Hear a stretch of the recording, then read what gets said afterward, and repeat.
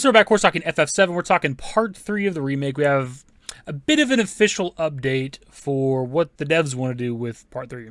This came from a video that was dropped on the Square Enix channel yesterday. They dropped it like randomly, I think like right around State of Play, maybe a little bit before. I don't know why they randomly dropped it yesterday.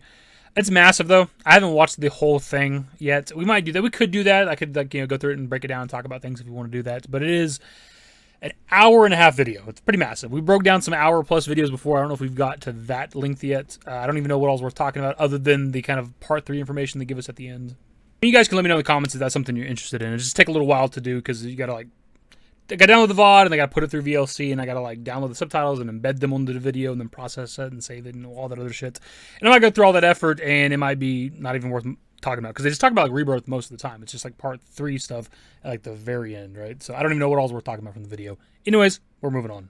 The info we have for part 3 comes from several members of the dev team. We have Endo, the battle director, Takai, the art director, Toriyama, co-director, and of course Hamaguchi, the kind of main director, I guess.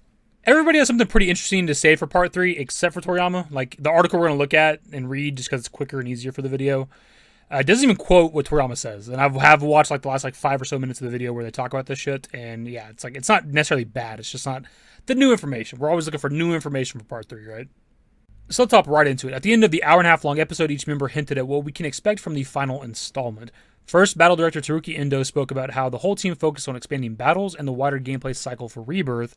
For the third game, he says that he's currently thinking about how to give the player even more freedom. So with that particular quote, I think I've seen that used a little bit out of context just because it's kind of a grabby headline Remake Part 3 devs want to give more freedom to the player type shit, right? But he's the battle director, right? So I think he's talking specifically about combat because obviously there's a lot more freedom in Rebirth than there was in Remake, right? What you can do with synergy attacks and team combinations and all that shit, right? And I'm assuming that the goal in the third part is to give us even more freedom with that.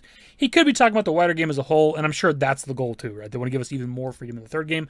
Obviously, we're going to have the high win. There's going to be hopefully a pretty high degree of freedom and maybe the submarine and all the other shit too.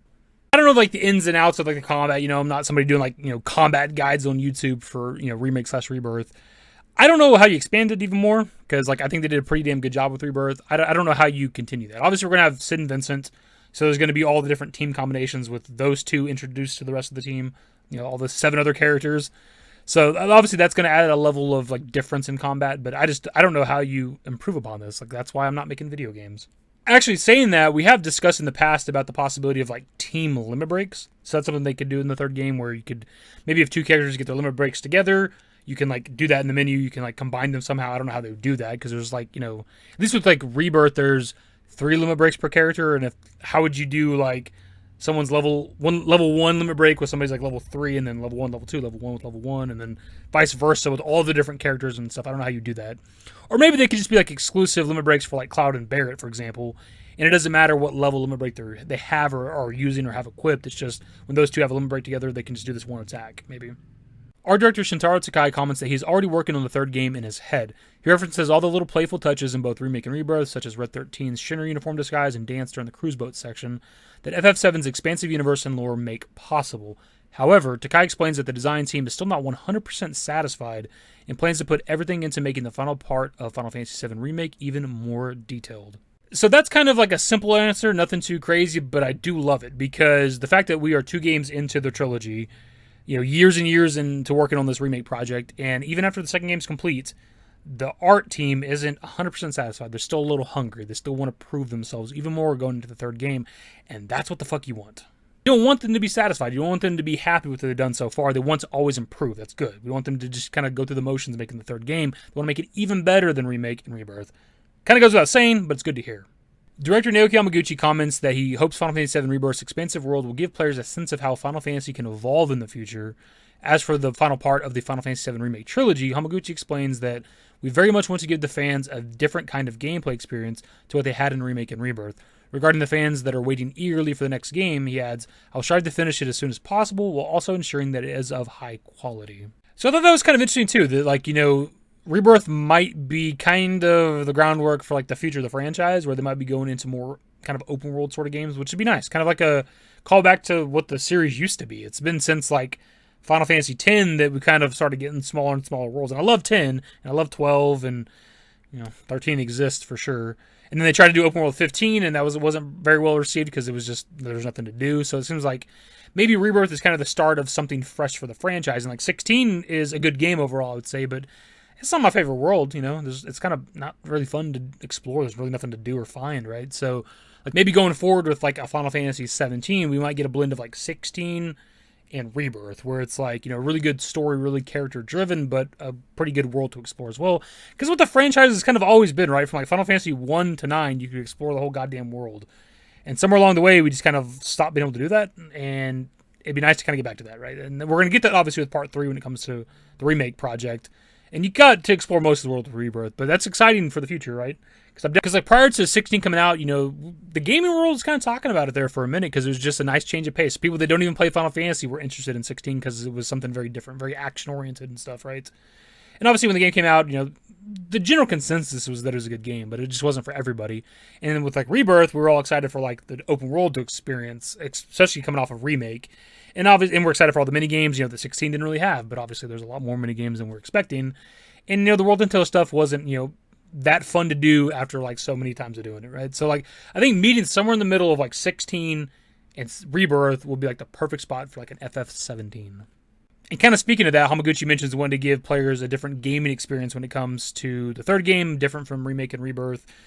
Which, I mean, dude, I like the world overall with Rebirth. It's just like, if you just spice up the World Intel shit, you can keep that shit going into the third game, just make it better, right? Make it more interesting, make discovering the towers a little more interesting, make the fights you do in the areas, make them a little more interesting, a little more kind of hard to achieve or hard to do. Because otherwise, because again, I've said it in a recent video, I've said it a few times on the channel, but the fucking stagger, pressure, beat, and time limit, like that's the majority of what you do in all those fights. Like, do some other shit, man. Like, have to do an elemental weakness or something. Like, just more of that shit. Switch it up. Maybe do something else. And so on and so forth with the World Intel shit. Just switch it up. If we're doing the exact same thing in every single region, 90% of the time, it's just not fun. So like, just do what you did in Rebirth, just make it more interesting, or add some other different shit or something. I don't know.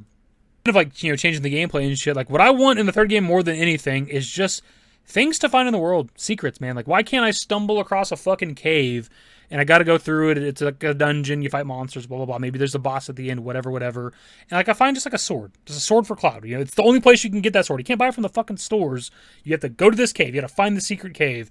And that's where you find a weapon for Cloud, one of his weapons. And same thing with like another character. Maybe we go through like some fucking jungle and it's like, it's hard to get through, and you find some fucking like cave there too or some shit. Fight a boss at the end, boom, it's a weapon for Barrett or Tifa or whoever. Like, why can't we do that? Or some exclusive material that can only be found in this hidden location, right? Like, that's what I want with the third game. Especially when we're gonna have the exploration of like the High Wind, where we can potentially land anywhere. Or some people are hoping maybe we can like rappel down, because if we can rappel down off the High Wind, then you can technically land anywhere, right? Because not everywhere is going to have a spot for the big ass High Wind to land. Either way, with the exploration of the High Wind, potentially be able to go anywhere. Like, I want to find some secret spots, like a secret cave on top of a mountain or something. I keep using caves as an example, but that's just where mine's going. And caves underwater too with the submarine. Like, why can't I go in the submarine, and maybe that will happen, but we'd find like some secret underwater cave, go up, boom, come out, fight a monster, boom, secret item. Again, that's all I want, because there's just nothing to find in the world when it comes to Rebirth, right? And that's one of my biggest gripes. Same thing with 16 too. At least with base game 16, I can't speak on the DLCs. There's just like, you don't find anything secretive ever. And I just miss that in RPGs. Can you guys tell I'm passionate about this? Because I fucking am. And we've talked about like summon materia too. Like, I want to find that in the world as well. I feel like with like Rebirth and maybe even Remake, I don't quite remember. It's been a minute since I've done like a full playthrough of that game. I feel like you're just kind of like spoon-fed everything, right? Because I think with like Rebirth, like you find most of the characters' weapons, I think like throughout the story, right? Like when you're doing a lot of the story stuff and you're going through like the areas, you'll just come across like that purple chest. Like, I don't remember how many like non-story related areas and stuff and quests that you found like weapons in Rebirth, but there wasn't that damn many. And like, why can't we just find like somebody's weapon out in the world? It's like the devs don't want you to miss anything. And like the summon materia in even Remake and Rebirth is mostly all Chadley, right? Materia forms naturally in the world. That's the fucking lore. Why can't I find a fucking summon materia? What are we doing?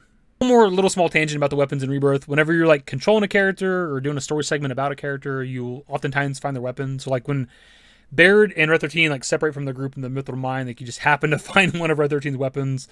In the Cave of the Gi, you find one of his weapons. When you're controlling like Cait Sith in the Shinra Manor, lo and behold, you happen to find one of his megaphones, and it's like, wow, what are the odds? It's like a little contrived. It's just like so, again, like kind of hand holding. It's just a little weird. It's like there's so many times when I was playing Rebirth where I'm like controlling a character, or it's a story segment that kind of involves the character, and I'm like, I see that purple box. It's probably a new weapon for Cloud or a new weapon for Tifa, and I was right most of the time. It's not the biggest deal, obviously, and you don't get all the weapons that way. There's obviously like mini games and things where you can like earn weapons and shit. But still, it's just one of those things that when I'm playing the game, I'm just like, I shouldn't be able to predict what weapon I'm going to find in that box, and I do most of the time. And the last bit of Hamaguchi's answer where he talks about, getting the game out as soon as possible, but also wanting to keep it of quality. It's kind of whatever. It's kind of generic speak, right? It's obviously still going to take a couple years. Like I think he actually says in the video that it'll be in our hands soon, but obviously it's going to be 3 years minimum. 2 might be stretching it if they're really reusing that much assets, right? Because obviously we got to explore most of the world, but I gotta imagine it's at least like 3 years away. Plus, they've said in other interviews that it's going to be a similar time frame potentially that Rebirth was. And Rebirth, it obviously took 4 years for it to come out, but a year was dedicated to the DLC for Remake. So realistically, they weren't working that much on Rebirth until like 2021. So it's 2021 to 2024 was more so the development time. So 3 years is, again, kind of the sweet spot. Anyways, that's pretty much the video. As always, it's a little bit longer than it needs to be. We like to talk and have conversations, get my thoughts, things like that. But of course, pass off to you guys. What are your thoughts on what we discussed here? Anytime there's any sort of anything for part 3 we're going to talk about, it doesn't matter how small or how big, because we obviously got to wait a couple years minimum for the third part. So anytime we get any goddamn thing, we're talking about it. So what are your thoughts overall to what we talked about in the video? That's the video. Subscribe to the channel if you guys are new. Social networks in the description below. Follow me on Twitter, @DaveYT. That's it. Bye.